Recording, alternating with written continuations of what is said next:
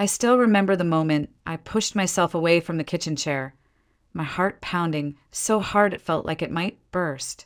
The plane tickets glowed on my laptop screen, casting a pale blue light across my face in the quiet kitchen.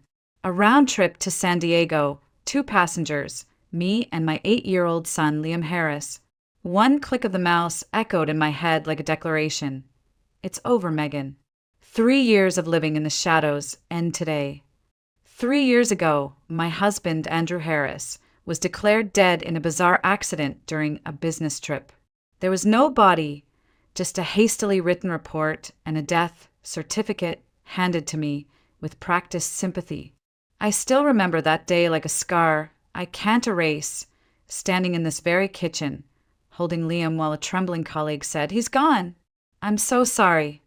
I collapsed on the floor, feeling the world split open and swallow us whole. From that day on, I lived like a ghost. I had once loved Andrew so much I endured his endless work trips, his late-night calls, and the growing coldness in his voice. I told myself he was just busy, that he would change, but instead he disappeared.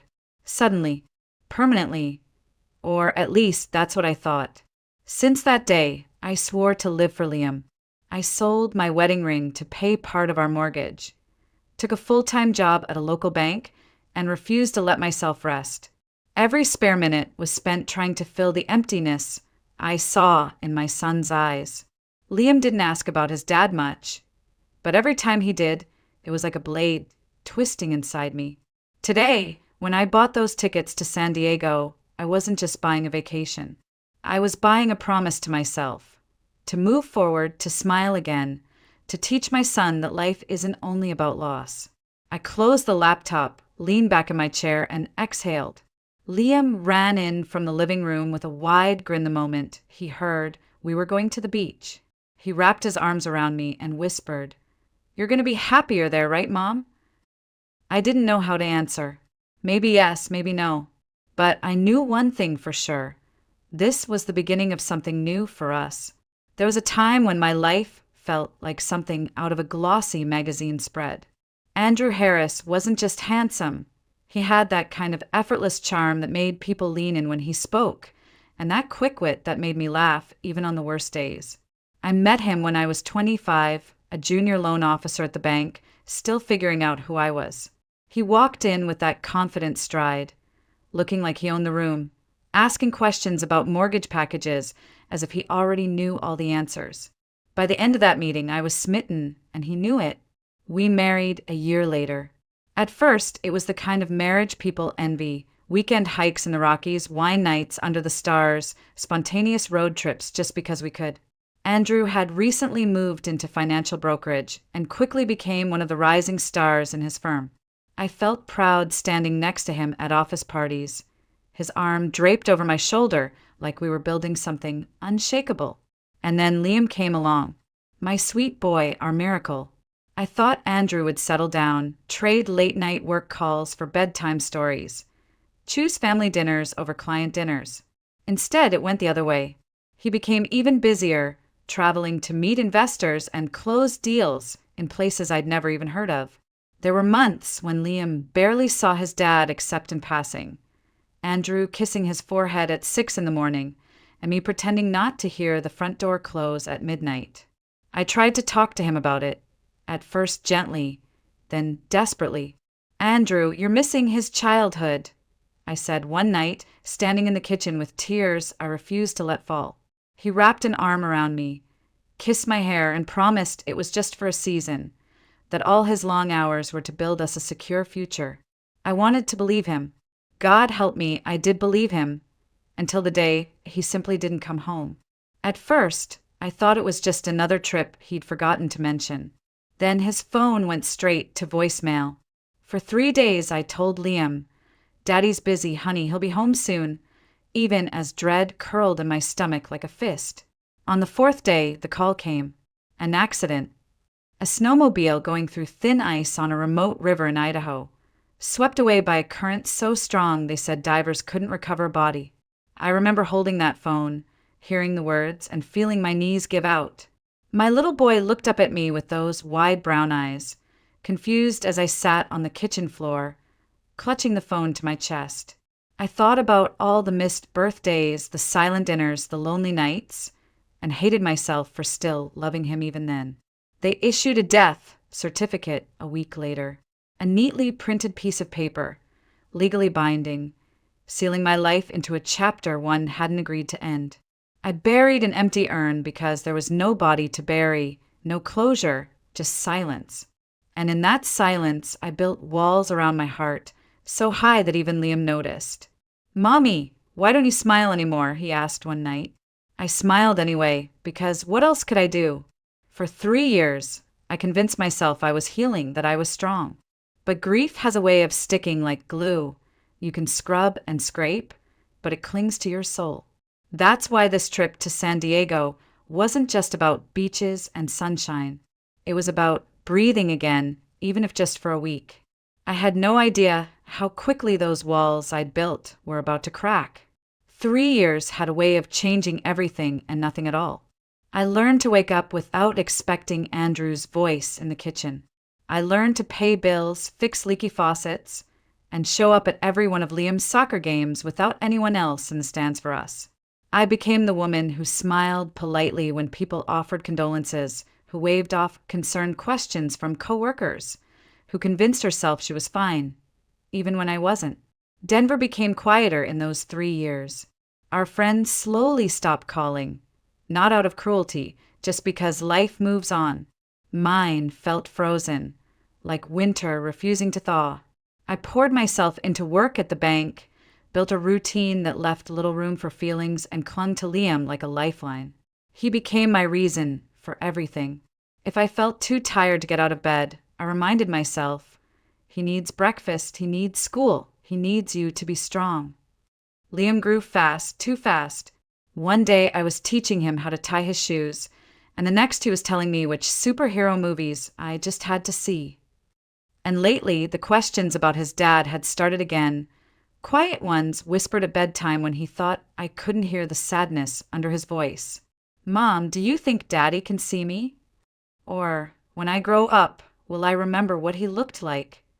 I answered the best I could, but every answer felt like I was erasing Andrew Moore, replacing him with vague memories and half-truths about a man who worked a lot but loved you very much.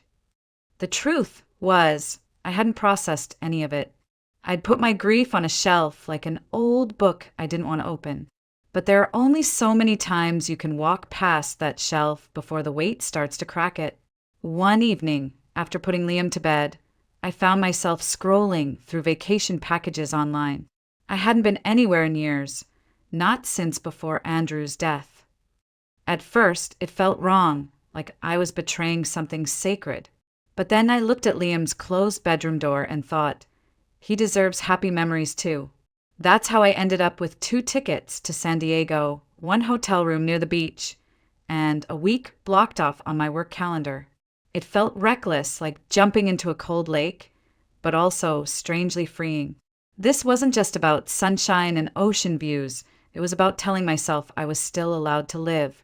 When I told Liam, his eyes went wide and his mouth fell open like he'd just been given a superpower. "The beach? For real?" he shouted, bouncing on the couch.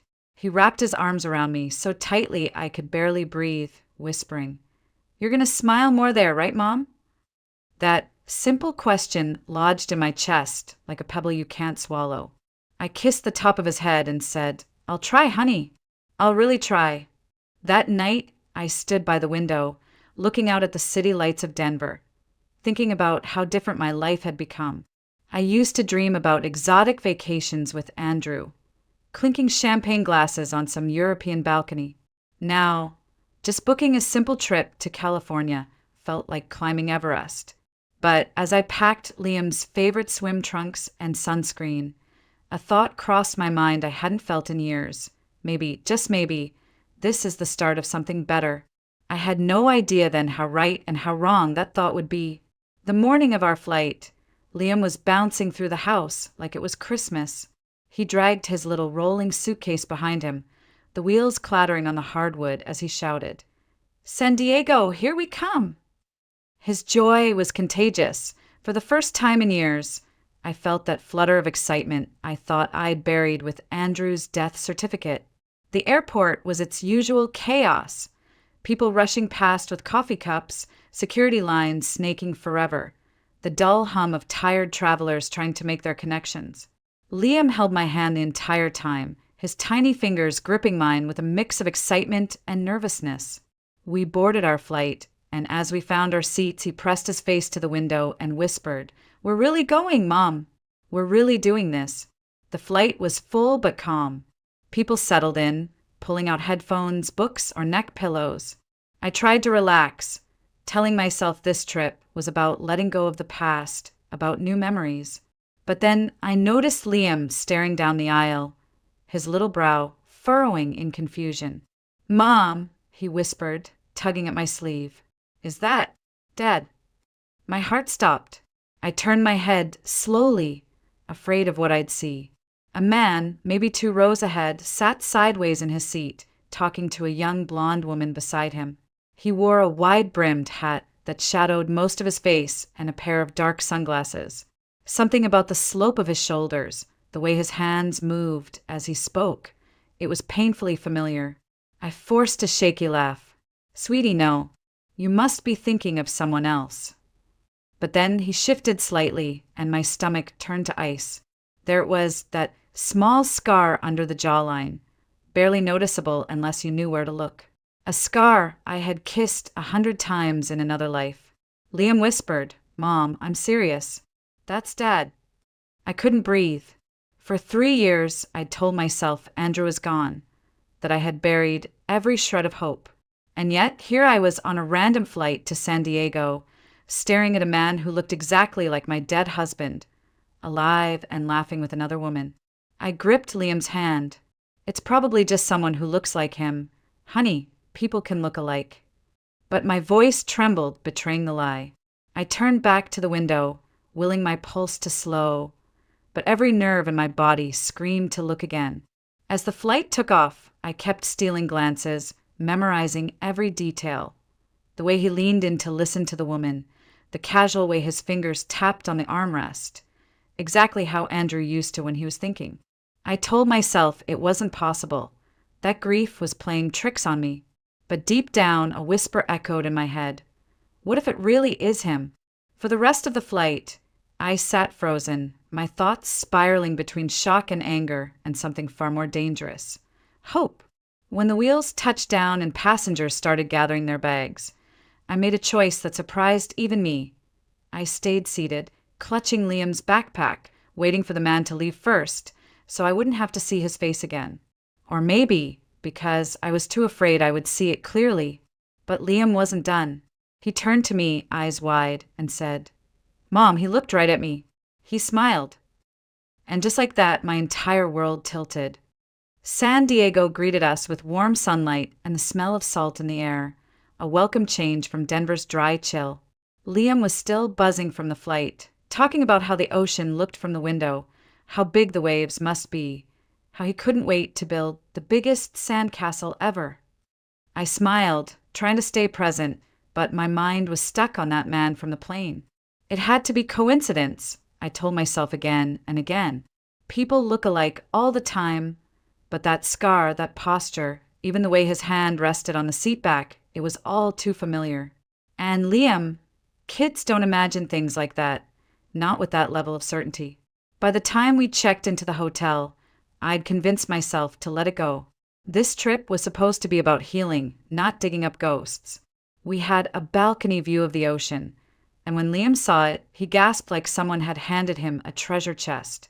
He spent the evening running between the window and the TV, chattering about seashells and dolphins. For a few hours, I felt normal again. That night, after Liam had drifted off, I stepped onto the balcony, breathing in the ocean breeze. It was quiet, peaceful, until I heard voices from the balcony below. At first, it was just muffled arguing, like any couple spat on vacation. But then I froze. That voice, that cadence. "Do you ever care about anything besides money?" A man snapped below, frustration laced in every word. My stomach dropped. My hands gripped the railing so hard my knuckles whitened. That voice. I would have known it anywhere. I didn't even have to hear every word. I could hear the rhythm, the exact way he emphasized his syllables when he was angry. A woman, young, judging by the tone, shot back, "Don't start with me, Andrew. I told you what I wanted from the beginning." Andrew. My knees went weak, and I had to steady myself against the balcony door. It wasn't possible. It wasn't supposed to be possible. I crouched slightly, just enough to peer down without being obvious. There he was, same broad shoulders, same familiar way he gestured when he talked, wearing a t-shirt and shorts. The wide-brimmed hat and sunglasses were gone, and there was no mistaking him now. Andrew Harris, my dead husband, was standing a single floor below me, very much alive and arguing with another woman. My first instinct was to storm down there, demand answers, scream all the questions that had been buried for 3 years. But my feet wouldn't move. Instead, I stood there, shaking, listening to snippets of their fight. "You think dragging me to some cheap hotel in San Diego makes up for everything?" she yelled. "It's a 4-star hotel, Chloe," he snapped back. Chloe. So that was her name. I backed away, pressing a hand over my mouth. My heart felt like it might break all over again, not from losing him, but from finding him, alive, smiling at another woman, living a life I wasn't even allowed to know existed. When I finally stepped back inside, Liam stirred in his sleep and mumbled, "Mom." I knelt next to him, brushing hair from his forehead. "Shoo, it's okay, sweetheart. Go back to sleep." He sighed and rolled over, completely unaware that his entire world had just shifted. Mine had too. I sat on the edge of the bed, staring at the floor, one thought running like wildfire through my mind. He's alive. Andrew is alive. And I had no idea what to do with that truth. The next morning, I woke up hoping it had all been some cruel dream. But one look at the balcony below reminded me it hadn't. Andrew Harris, my dead husband, was alive, breathing and staying 1 floor under me with a woman named Chloe. I moved through the day on autopilot, smiling for Liam as we explored the beach, but my chest felt tight, like every breath was borrowed. I told myself I'd focus on Liam and let the rest go, but when night fell and Liam drifted to sleep, curiosity and anger got the better of me. I slipped on my wide sunglasses, tied my hair back, and walked down to the hotel bar. The place was quiet, lit with soft amber lamps and the hum of a small jazz trio in the corner.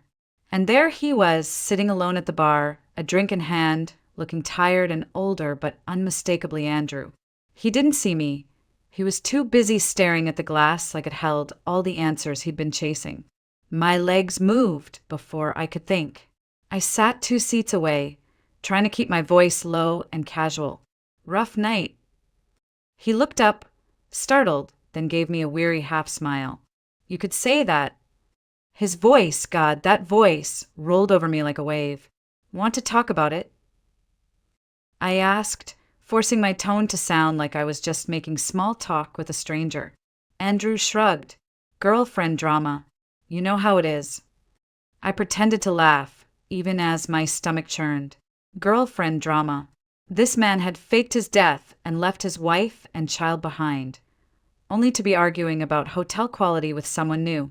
"She doesn't get me," he continued, swirling the amber liquid in his glass. "Thinks I'm some boring old guy trying to play young again. Maybe she's right." He glanced at me then, eyes searching like he was trying to place me. I held my breath and looked down at my drink. "What do you want her to see?" I asked quietly. He chuckled, a bitter sound. "That I'm not just some guy with money. That I've been through hell and back.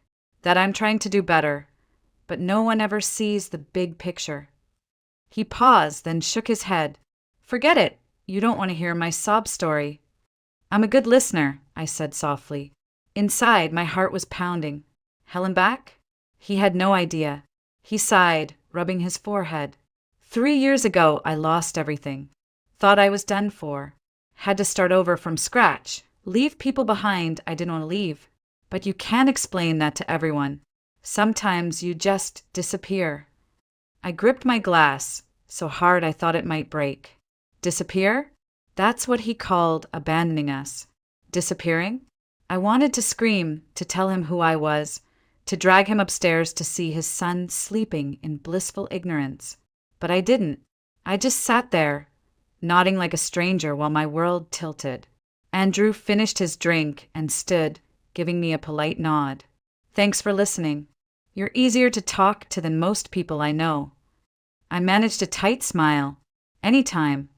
And then he walked away, leaving me staring at the bar top, shaking with a mix of fury and something I hated to admit, relief. Relief, because the voice, the face, the man, they were real. He was alive. But now I had to face a terrifying question. What was I going to do about it? The following afternoon should have been perfect. The sun was warm but not blistering. The breeze carried that salty smell that always made me feel like life could start over, and Liam was happily building what he called the strongest sandcastle in California. I sat on a striped towel nearby, watching him dig and shape towers while sipping from a bottle of water. For the first time in days, I almost forgot about Andrew almost. Then I heard a woman shouting. I turned instinctively, scanning the crowded beach until I saw her. Chloe, the young woman from the balcony. She was kneeling beside someone sprawled in the sand. My heart froze. It was him. Andrew was lying on his side, pale and unnaturally still, one arm twisted awkwardly beneath him. Chloe was frantic, shouting his name, shaking his shoulder, but he didn't respond. For one split second, I considered staying where I was. After all, he wasn't my problem anymore. But then I saw Liam watching, wide-eyed, gripping his sand shovel like a lifeline. Mom, is that? I didn't let him finish. Stay here, sweetheart. I called, already running. When I reached Andrew, his breathing was shallow, his pulse faint but present. Years ago, I'd taken a CPR course for work. Muscle memory kicked in.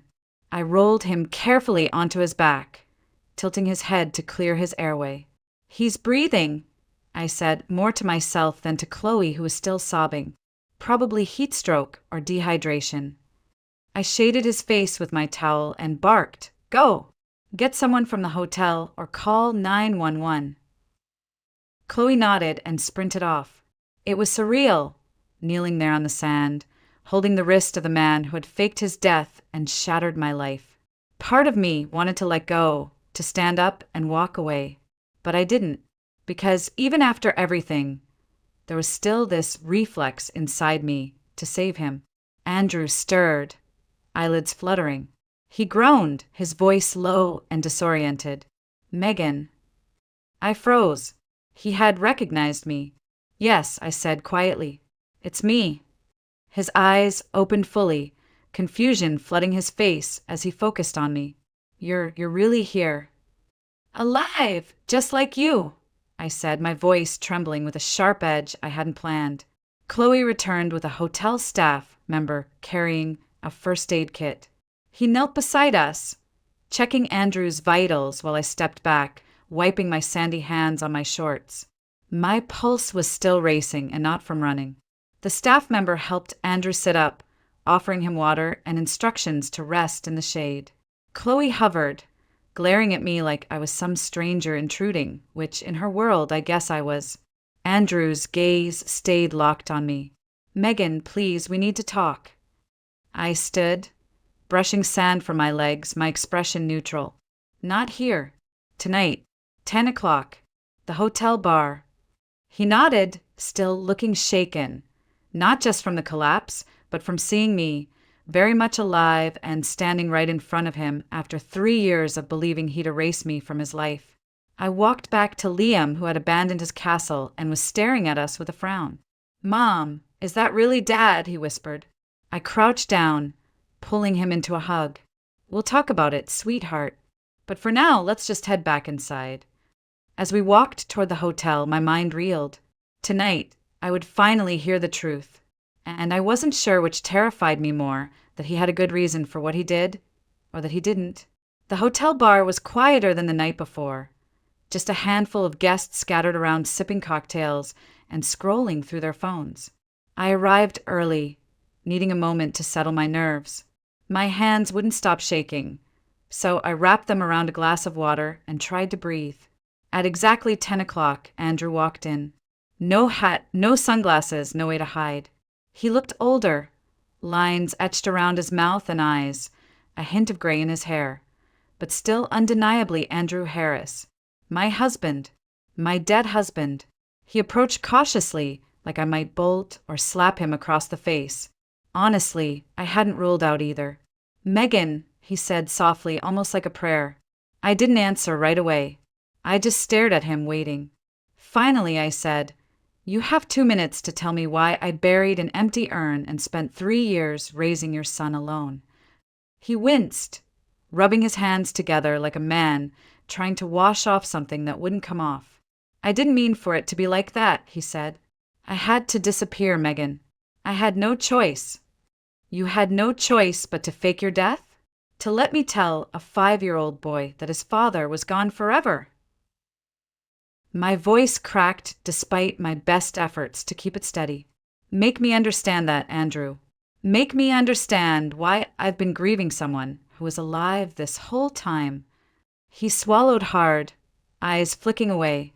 "I was in trouble. Bad trouble. You know about that startup investment I was working on?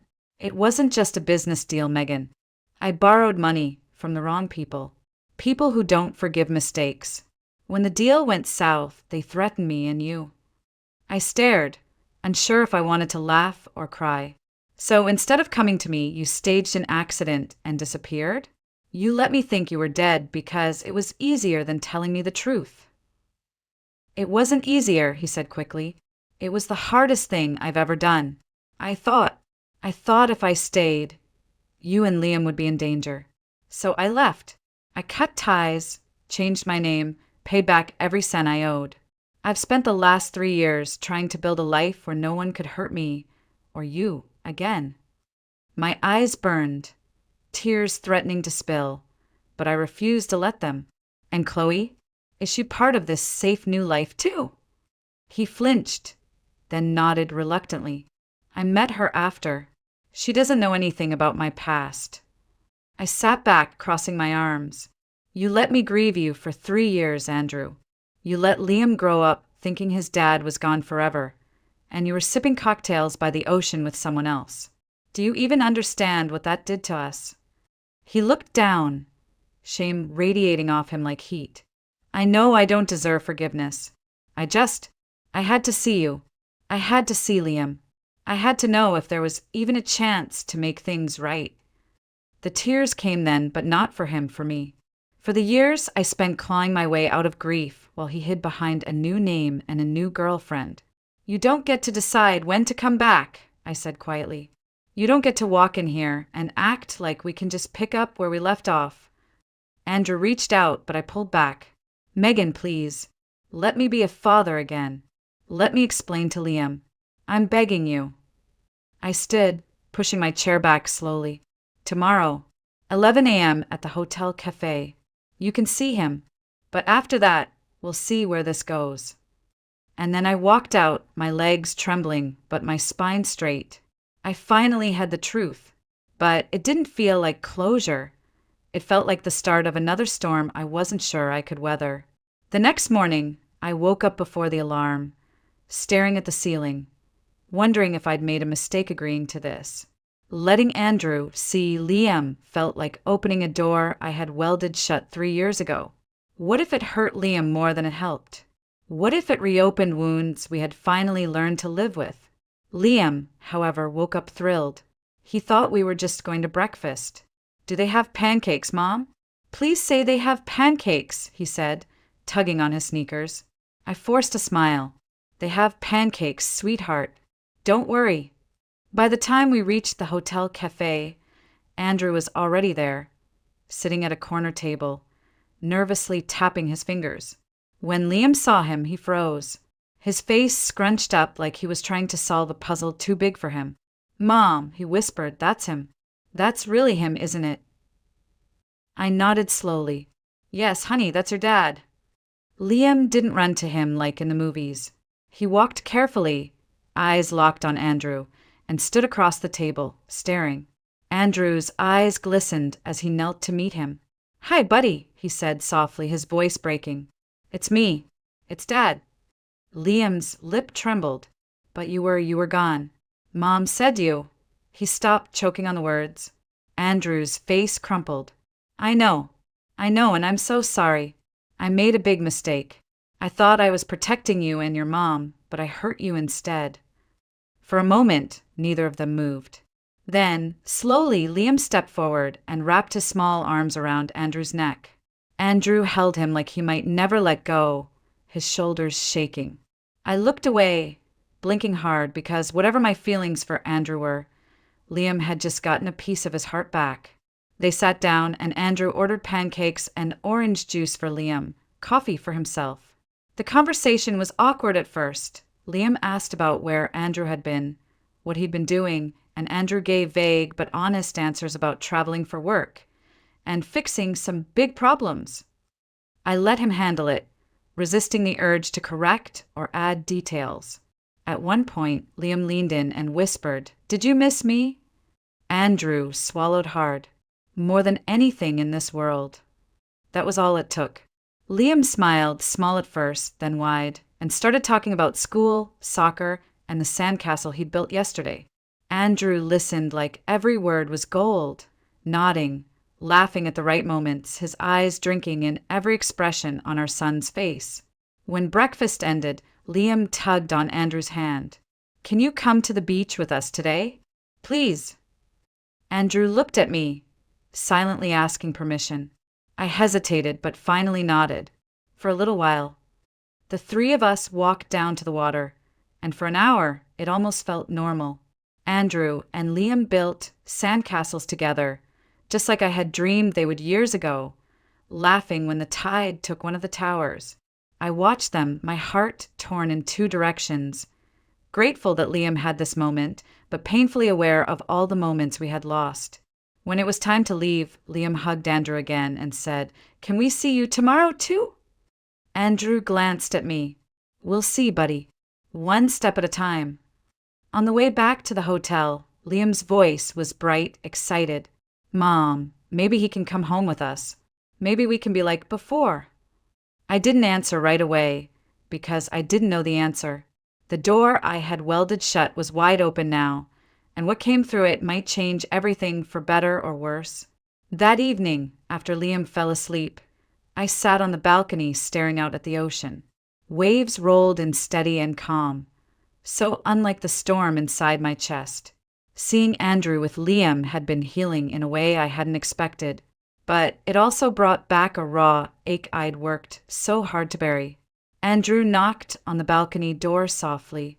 I let him step out, his eyes cautious, as if unsure how close he was allowed to stand. "He's amazing," Andrew said quietly. "You did such a good job with him, Megan." I crossed my arms. I didn't have a choice. You were gone. He nodded, guilt etched deep on his face. "I know, and I'm sorry. I can't take back what I did, but I want to be in his life now. Even if you never forgive me, please don't shut me out from him." I studied him, searching for any sign of the man I used to love, the man I married, not the one who ran away and let us grieve him for 3 years. You don't get to walk back into our lives and act like we can pick up where we left off, I said firmly. You faked your death, Andrew. You left me to explain to our son why his father was gone forever. You don't just erase that because you feel guilty now. He lowered his head. I'm not asking you to take me back. I know I lost that right, but I am asking for a chance to be his dad again. I'll do whatever it takes. I'll move slowly. I'll respect your boundaries. Just please, Megan, don't keep me out of his life. For a long moment, all I could hear was the sound of the waves. Part of me wanted to tell him to disappear again and never come back. But I couldn't ignore the look on Liam's face when he hugged his dad that morning, or the way he laughed on the beach like he hadn't in years. You can be in his life, I said finally, but on my terms. You'll call before you visit, no surprise drop-ins, no disappearing again. And if you ever lie to him again, about anything, we're done. Permanently. Relief washed over Andrew's face. Thank you. I promise, Megan, I won't screw this up again. I turned back to the ocean, my voice steady now. Good, because I'm not the same woman you left behind. I built a life without you, and I'm proud of it. I don't need you, Andrew. Liam doesn't need you to be perfect. He just needs you to be honest. Andrew nodded, blinking quickly. You're stronger than I remember. I had to be, I said softly. You made sure of that. He left quietly after that, and I stayed on the balcony, letting the salty breeze dry the tears I didn't even realize had fallen. This wasn't the fairy tale reunion Liam might have hoped for, but it was honest. And honesty was something I could build on, even if it was just me and Liam moving forward, with Andrew playing a small, carefully monitored role in our lives. When I finally went to bed, Liam stirred and murmured in his sleep, Mom, we're happy, right?